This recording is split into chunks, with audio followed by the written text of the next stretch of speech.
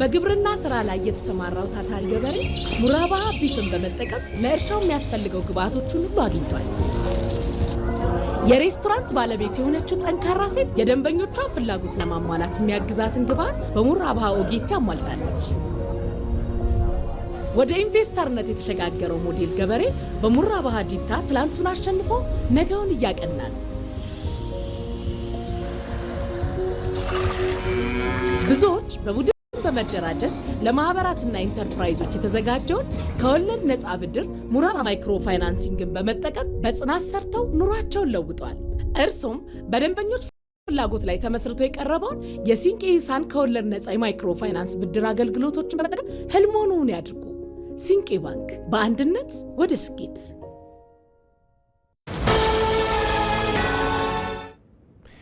እንደምን ዋላችሁ ክቡራን ተመልካቾቻችን። ከኢትዮጵያ ቴሌቪዥን ወደ ሰዓቱ ስፖርት ዜናዎቻችን አለፍን። ሲንቄ ባንክን እናመሰግናለን። ከዜናዎቹ ጋር ነጻነት ጫን ያለው ነኝ።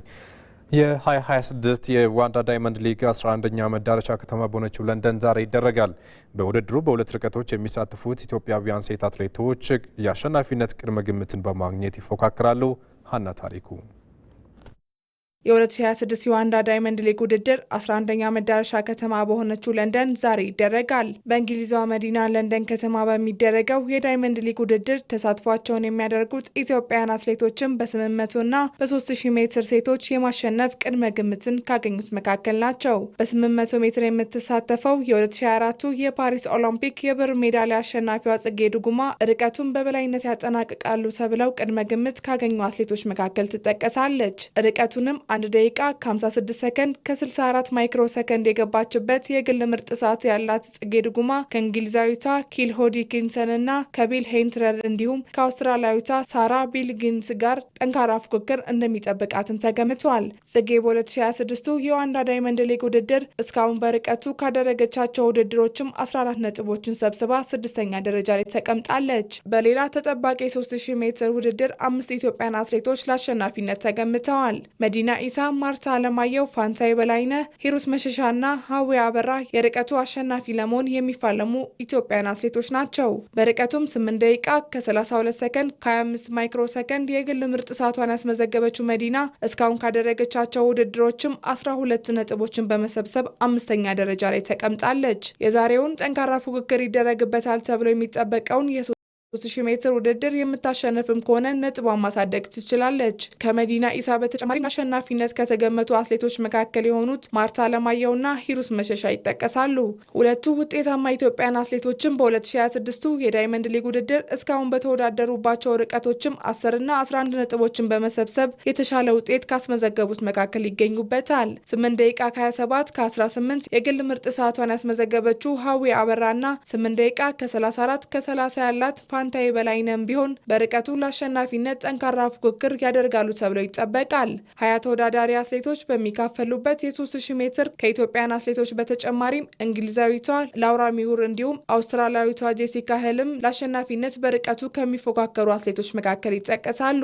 የአጭር ርቀት የመሰናክልና የሜዳ ተግባራት ውድድሮችም በ11ኛ መዳረሻ በሆነችው ለንደን ከሚደረጉት መካከልም ይጠቀሳሉ። ሊጠናቀቅ ሰዓታት ብቻ በቀሩት የዓለም ዋንጫ የደረጃ ጨዋታ ዛሬ ሌሊት 6 ሰዓት በእንግሊዝና በፈረንሳይ መካከል ይደረጋል። ለሻምፒዮናነት ተጠብቀው የነበሩት ሁለቱ ታላላቅ የአውሮፓ ኃያላን በግማሽ ፍጻሜ ፈረንሳይ በስፔን 2-0፣ እንግሊዝ ደግሞ በአርጀንቲና 2-1 በሆነ ውጤት ተረተው ይህንን ጨዋታ ለማድረግ ተገደዋል። እንግሊዝ በዓለም ዋንጫ ታሪኳ በደረጃ ጨዋታዎች ላይ ያላት ታሪክ ጥሩ አይደለም። በ1990 በጣሊያን፣ በ2018 ደግሞ በቤልጂየም ተሸንፋ 4ኛ ደረጃን ይዛ አጠናቃለች። በሌላ በኩል የ1998ና 2018 የዓለም ዋንጫ ሻምፒዮኗ ፈረንሳይ የዘንድሮ ህልሟ በስፔን ተገጥቷል። ከፈረንሳይ በኩል የአርሰናሉ ተከላካይ ዊሊያም ሳሊባ በደረሰበት የጀርባ ጉዳት ምክንያት በዚህ ጨዋታ ላይ እንደማይሰለፍ ታውቋል። በሱ ምትክ ማክሴንስ ላክሮስ ይሰለፋል ተብሎ ይጠበቃል።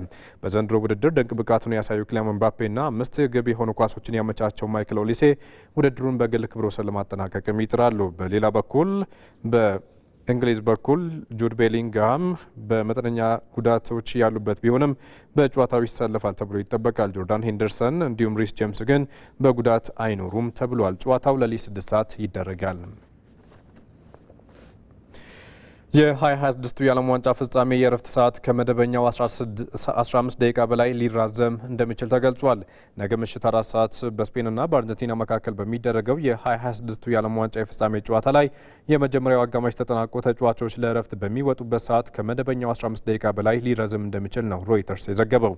ለዚህም ምክንያቱ በዓለም ዋንጫ ታሪክ ለመጀመሪያ ጊዜ የእረፍት ሰዓት የሙዚቃና መዝናኛ ትዕይንት ለማስተናገድ መታቀዱ ነው። ለ11 ደቂቃ ለሚቆየው የሙዚቃ ትዕይንት መድረክ መሳሪያዎችን ለመቅጠም 7 ደቂቃ ያህል የሚፈጅ ሲሆን ትዕይንቱ ሲያበቃም መድረኩን መልሶ ለማፍረስና ሜዳውን ለሁለተኛ አጋማሽ ዝግጁ ለማድረግ ተጨማሪ 7 ደቂቃ ያህል ይወስዳል ተብሏል። ይህ ማጠቃላይ የእረፍት ሰዓቱን ከ20 ደቂቃ በላይ ሊያደርሰው ይችላልም ተብሏል።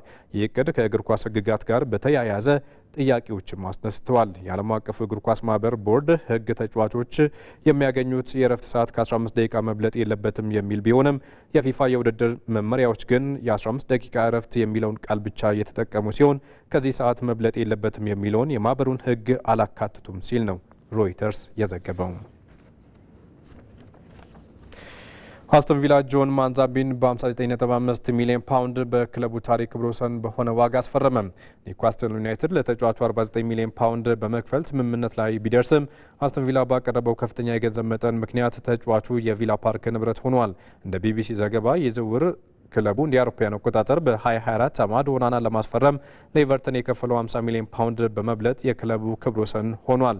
የ20 ዓመቱ ስዊዘርላንዳዊ ተጫዋች በዓለም ዋንጫ 3 ግቦችን በማስቆጠር ሀገሩን እስከ ሩብ ፍጻሜ በማድረስ ድንቅ ብቃቱን አሳይቷል። ፒየር-ኤመሪክ ኦባሜያንግ ወደ ላሊጋው ተመልሶ ለአዲስ አዳጊው ዲፖርቲቮ ላካሩኛ የ2 ዓመት ውልን አስቀመጠ። የ37 ዓመቱ ጋቦናዊ በ1.5 ሚሊዮን ዩሮ የዝውውር ዋጋ ነው ዲፖርቲቮን የተቀላቀለው። አጥቂው ባለፈው የውድድር ዘመን በማርሴይ በሁሉም ውድድሮች 41 ጨዋታዎችን አድርጎ 14 ግቦችን አስቆጥሯል።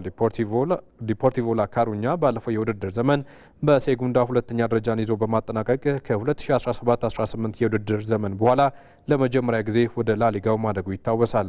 በ2022 ለባርሴሎና ለ4 ወራት ብቻ ተጫውቶ የላሊጋን ዋንጫ ያነሳው ኦባሜያንግ ባለፉት 6 ዓመታት ለ5 የተለያዩ ክለቦች ለመጫወት ነው ፊርማውን ማኖር የቻለው። አርሰናል የአስቶን ቪላውን ተከላካይ ኤዝሪ ኮንሳን ለማስፈረም ይፋዊ ጥያቄ ለማቅረብ እየተዘጋጀ መሆኑ ተገለጸ። የፈረንሳዩ ተከላካይ ዊሊያም ሳሊባ በዓለም ዋንጫ ላይ በደረሰበት ጉዳት ምክንያት ለረዥም ጊዜ ከሜዳ መራቁን ተከትሎ መድፈኞቹ ፊታቸውን ወደ ኮንሳ አዙረዋል። የ28 ዓመቱ የማል ተከላካይ ኤዝሪ ኮንሳ ከአስቶን ቪላ ጋር የቀሪ የ2 ዓመት ኮንትራት ቢኖረውም ከክለቡ አዲስ ውል ለማሰር እስካሁን ጥያቄ አልቀረበለትም።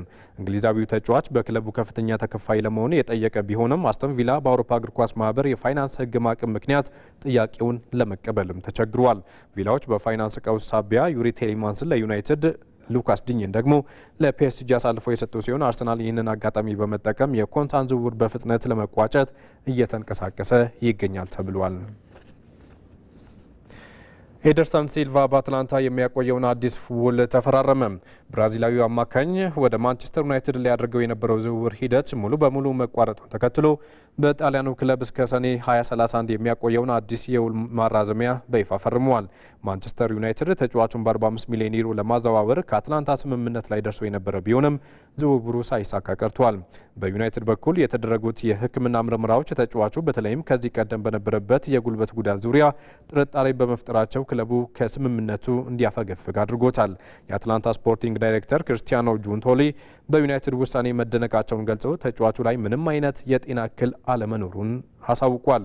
በአመት 3.5 ሚሊዮን ዩሮና ቦነሶችን ያካተተ የተሻሻለ ደሞዝና አዲስ የረዥም ጊዜ ለተጫዋቹ መሰጠቱም ታውቋል።